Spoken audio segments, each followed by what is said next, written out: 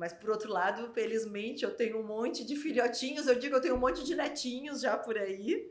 Eu nunca me esqueço que lá no Hospital Brigadeiro, quando a gente tinha um grande número de pacientes portadores de epilepsia refratária, quer dizer que a gente fazia uma cirurgia, muita cirurgia, a gente operou quase 2.000 pacientes lá na época, e eu nunca me esqueço dessa moça, ela era uma paciente portadora de uma epilepsia refratária, ela tinha uma epilepsia de lobo temporal, e ela tinha muito efeito colateral e muita alergia, tudo que era medicamento. E ela usava topiramato em dose alta e tudo mais, e ela morria de vontade de ser mãe. E essa moça foi operada e ficou sem crises, graças a Deus. E aí e ela ficou grávida, né? Aí por conta própria ela parou de tomar os remédios, porque aí foi uma coisa. E a gente fazia uma comemoração de final de ano, que todos os pacientes, a gente, né, tinha um coffee break, as pessoas iam dar os seus testemunhos. E eu nunca me esqueço, ela chegou assim para mim, tava eu e o Arthur lá na frente, aquela coisa toda, conversando. Aí ela chegou com uma bebezinha no colo e com um menininho na mão, porque ela demorou. Adivinha o nome das crianças? Aí eu nunca me esqueço, ela chegou assim, ó, doutora, pega a Cristine no colo. É muito linda essa história, né? Quando a gente consegue ter esse comprometimento e esse acompanhamento com o paciente, né? Muito legal. Então eu acho que... Mas não pare a medicação por conta própria, procure o seu médico. Lógico, mas é uma luta e que a gente fica muito gratificada, é muito gratificante.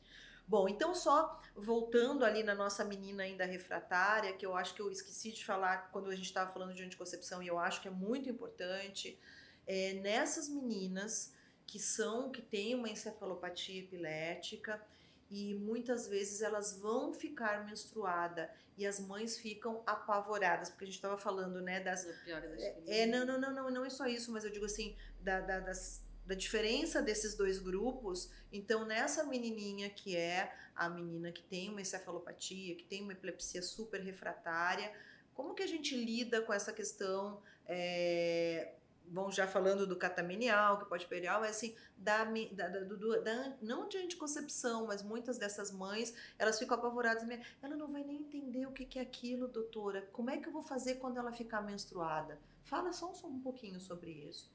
Acho que para essa abordagem a gente acaba tendo ainda talvez 2 subgrupos de pacientes, né? A gente tem as meninas que têm algum atraso cognitivo, que têm um déficit intelectual, mas que são inseridas na sociedade e que talvez não tenham, infelizmente, aquela consciência das malícias que podem acontecer. Que é um risco horrível, né? E aí isso acho que é a população principal que precisa ser bem abordada com a família sobre essa proteção, que infelizmente existem pessoas que podem, é um assunto até delicado de falar, mas que podem se aproveitar disso, e é nosso papel orientar isso também. Então, normalmente, para essa população, a gente orienta que mesmo que por ela não tenha iniciado a vida sexual, que a gente faça algum tipo de tratamento hormonal, seja o método contraceptivo ou até mesmo um bloqueio hormonal, dependendo da situação, para prevenir que isso aconteça. Mas também existe o grupo 2, o segundo subgrupo, que são os pacientes que não chegam a ter essa inserção social, esse risco, né?